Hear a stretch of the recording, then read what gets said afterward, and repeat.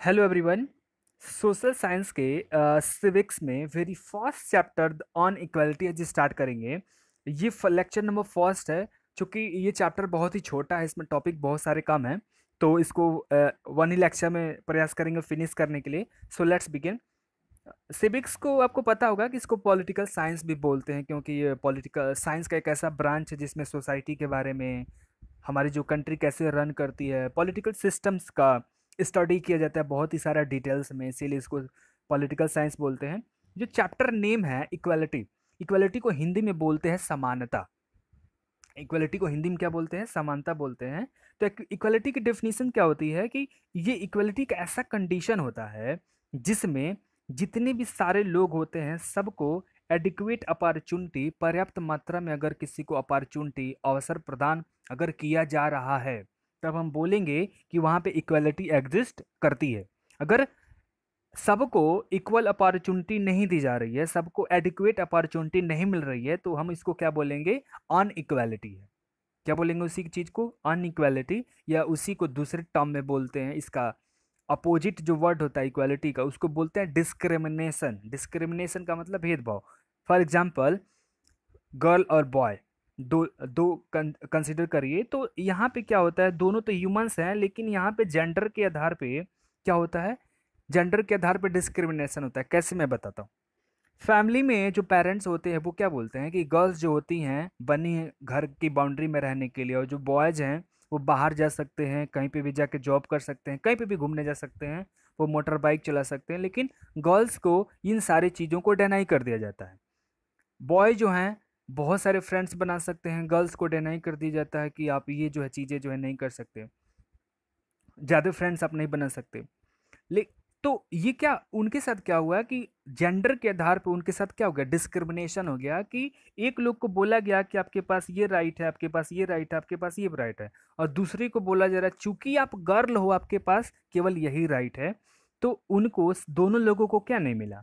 Adequate opportunity नहीं मिला। तो हम क्या उनको इक्वालिटी वहाँ पे नहीं बोलेंगे कि इक्वालिटी वहाँ एग्जिस्ट करती। हाँ, अगर दोनों लोगों को, अगर आपको 5 राइट्स दिए गए हैं, अगर एज ए बॉयज अगर आपको 5 राइट्स दिए गए, और एक गर्ल्स को भी फैमिली में अगर 5 राइट्स दिए गए हैं, तो बोलेंगे क्या कि दोनों लोगों के साथ इक्वली ट्रीट किया गया, इक्वलिटी एग्जिस्ट करती है। इंडिया में, इंडिया के क्या है? डेमोक्रेटिक कंट्री है। हमारी जो कंट्री है ये क्या है? Democratic country. तो जितनी भी डेमोक्रेटिक कंट्री होती है इंडिया के जैसे, उनके वहाँ क्या है कि बहुत सारे सोसाइटी में जो वोटिंग राइट होती है ना, वोट देने का अधिकार, अपने जो रिप्रेजेंटेटिव उनको चुनिए, तो सबको वोटिंग राइट नहीं दिया गया है। लेकिन इंडिया एक ऐसा कंट्री है जहाँ पर रिलीजन, कास्ट, एजुकेशन, रिलीजन कौन से धर्म के हैं, पढ़े लिखे हैं कि नहीं है, स्टेटस क्या है आपका, कौन से जेंडर के हैं, आपका प्लेस ऑफ बर्थ कहाँ कहाँ पैदा हुए थे, इन सारी चीज़ों को डिनाई करते हुए हमारी जो गवर्नमेंट है, हमारा जो कॉन्स्टिट्यूशन हमको अलाउ करता है कि सबको क्या है? इक्वल राइट है वोट करने का। इसीलिए इस चीज़ को बोलते हैं यूनिवर्सल एडल्ट फ्रेंचाइज, क्योंकि बिना किसी भेदभाव के सबको वोटिंग राइट इंडिया में दे दिया गया है। एडल्ट किसको बोलेंगे? जिसकी भी एज 18 ईयर से ज़्यादा में है या 18 ईयर है, उसको एडल्ट कैटेगरी में रखा जाता है। तो हमने देखा कि इक्वालिटी कौन से सेक्शन में दी गई है? वोटिंग राइट में। तो क्या ये जो इक्वालिटी है हर एक सेक्शन में भी दी गई है? तो नेक्स्ट हमारा क्वेश्चन ये है कि जो इक्वालिटी है क्या इंडिया में सच में एग्जिस्ट करती है टोटली? अगर 100% बात करें कि क्या इंडिया में 100% इक्वालिटी एग्जिस्ट करती है क्या? आंसर ढूंढने की कोशिश करते हैं। रियलिटी ये है कि आप ये कह रहे हैं कि रियलिटी ये है कि इंडिया में इक्वालिटी 100% एग्जिस्ट करती ही नहीं। इसके लिए 2-3 एग्जाम्पल हैं। सबसे बड़ा प्रॉब्लम है क्या? ये जो कास्ट सिस्टम, ब्राह्मण हैं, क्षत्रिय हैं, वैश्य हैं कि शूद्र हैं, कि कौन से कैटेगरी के हैं, लो कैटेगरी के हैं कि हायर कैटेगरी में पैदा हुए हैं। तो ये जो है ये क्या करता है? पहला चीज़ लोगों को डिवाइड कर देता है।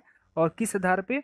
कि उनके बर्थ के आधार पे। अगर आप ब्राह्मण खानदान में पैदा हुए हैं तो आपको ब्राह्मण ट्रीट किया जाएगा।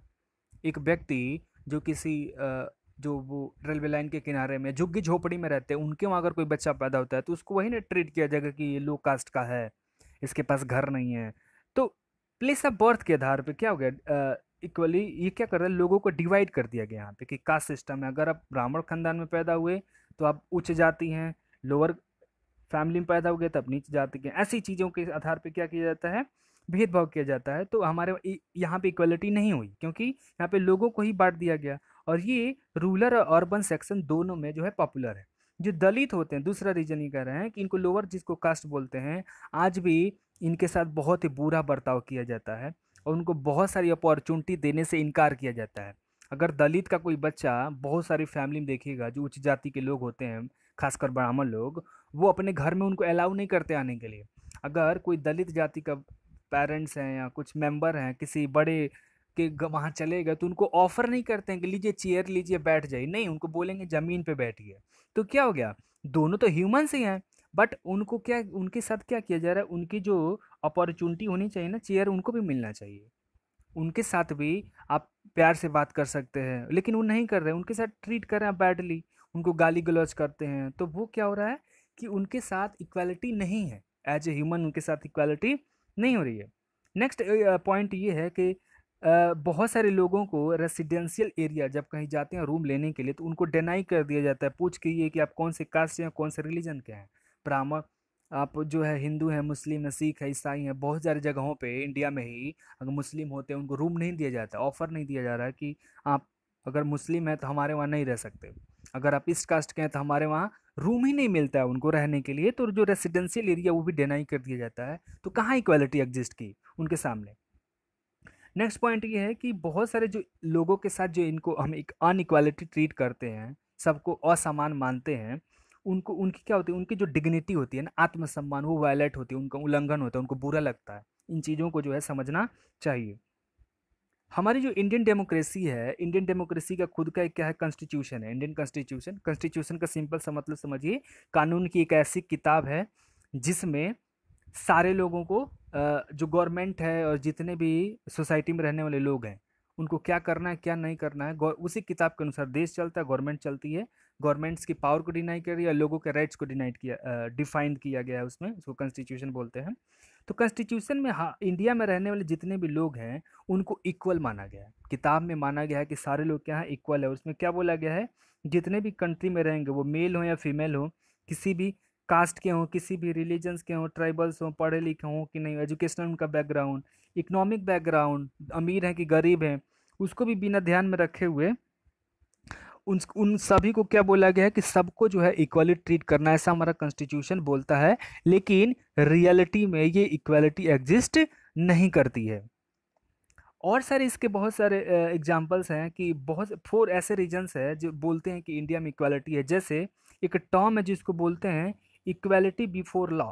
इक्वालिटी बिफोर लॉ का मतलब कि कानून के सामने सब बराबर हैं। अगर कोई बहुत बड़ा आदमी किसी के वहाँ चोरी कर रहा है और कोई सामान्य आदमी चोरी कर रहा है, तो कानून में अगर लिखा गया कि चोरी करना अपराध है, 2 साल की सजा होगी, तो सजा होगी, आप कितने भी अमीर हो कितने भी गरीब है। तो इसको बोलते हैं इक्वालिटी बिफोर लॉ, कि कानून की नज़र में सारे लोग बराबर हैं, ये बात होती है। और इसमें ये बोला जाता है कि no discrimination on the basis of the caste, colour, caste कौन सी जाति के हैं, कलर को गोरे हैं कि काले हैं, कौन से रिलीजन्स के हैं, कौन से रेस के हैं, मतलब पैदाशी आपकी कहाँ हुई है, देश में हुई है कि देश के बाहर हुई है, जेंडर कौन सा है, सबको पब्लिक प्लेसेस जो होती हैं, पब्लिक प्लेसेस का मतलब जैसे ट्रेन हो गया, रेलगाड़ी हो गई, बसेस हो गए, सबको जो है पब्लिक प्लेसेस जो है, ये क्या है, इसको ऑफर दिया गया, सभी जो है पब्लिक प्लेसेस पे जा सकते हैं, कि कोई भी ऐसा व्यक्ति नहीं होगा। ये कॉन्स्टिट्यूशन में ही बोला गया है कि उनको डिनाई आप कर सकते हैं कि आप यहाँ नहीं जा सकते। अगर होटल है तो आप ये नहीं बोल सकते आप काले हैं, आप होटल में नहीं जा सकते। तो यहाँ पे इक्वालिटी थोड़ी सी दिखाई गई है, दी गई है।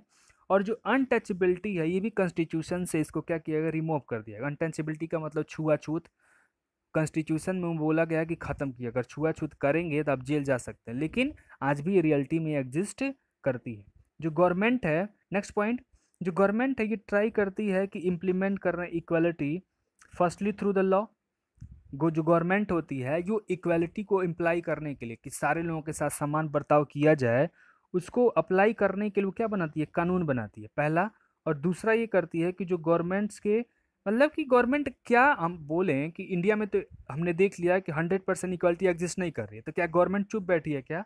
गवर्नमेंट चुप नहीं बैठी है। गवर्नमेंट क्या करती है, सबको इक्वालिटी देने के लिए, सबको इक्वली ट्रीट करने के लिए 2 काम करती है। पहला कानून बनाती है, और दूसरा गवर्नमेंट प्रोग्राम्स, बहुत सारी योजनाएं लेकर के आती है गवर्नमेंट, जिससे जो डिसएडवांटेजेस कम्युनिटी हैं, जो बहुत ज़्यादा जिनको ये एक्सेस नहीं मिल पाए, उनको इसका लाभ मिल सके। और ये स्कीम्स इसीलिए लाए जाते हैं क्योंकि अगर इसका ग्रेटर अगर इम्प्लीमेंटेशन किया जाएगा तो बहुत सारे लोगों को इसका फ़ायदा मिलेगा। लेकिन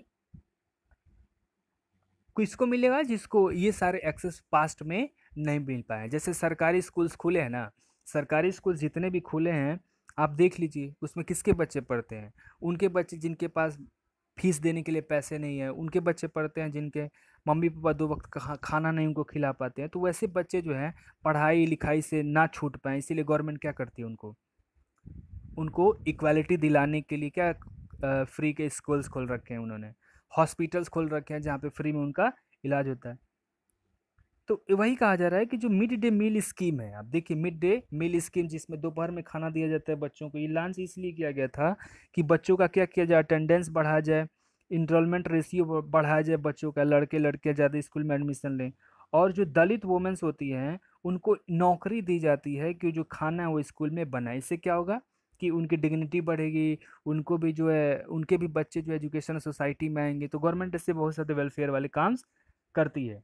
ऐसे क्या रीजंस हैं कि ये जो लैक ऑफ जो लॉ ऑफ इक्वालिटी है, यानी सबको समान अधिकार मिलना चाहिए, सबको रहना चाहिए, इसमें जो है बहुत ज़्यादा लैक है, लोग मानना नहीं चाहते हैं इसको। इसके बहुत क्या क्या रीजंस हैं, इसको देखते हैं ज़रा।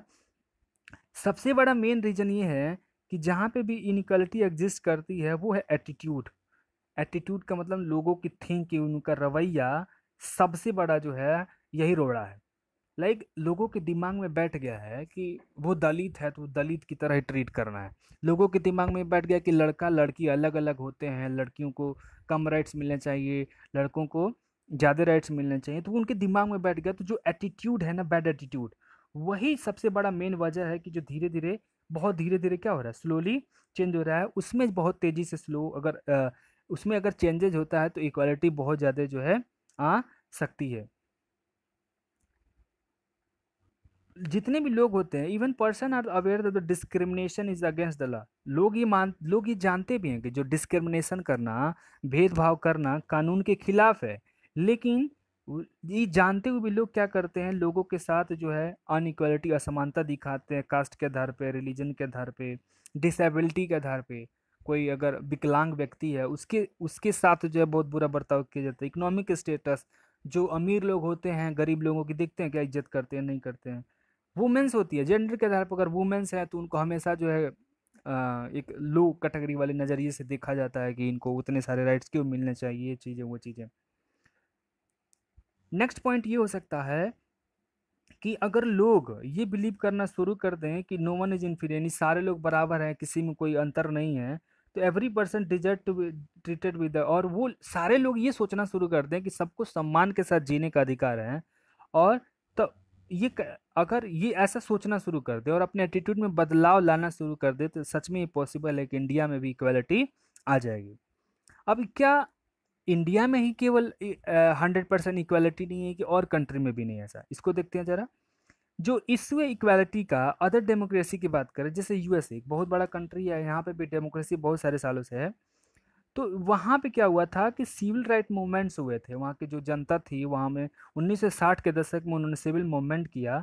किस बात के लिए? कि जितने भी African American based on colour, जितने भी कि जैसे अफ्रीका के बहुत सारे लोग या फिर जितने भी लोग जाके वहाँ पे अमेरिका में बसे हैं, तो उनके जो मतलब कि उनके जो बच्चे हो गए हैं, तो वो काले गो वहाँ के अमेरिका के जो नेटिव्स होते हैं वो गोरे होते हैं।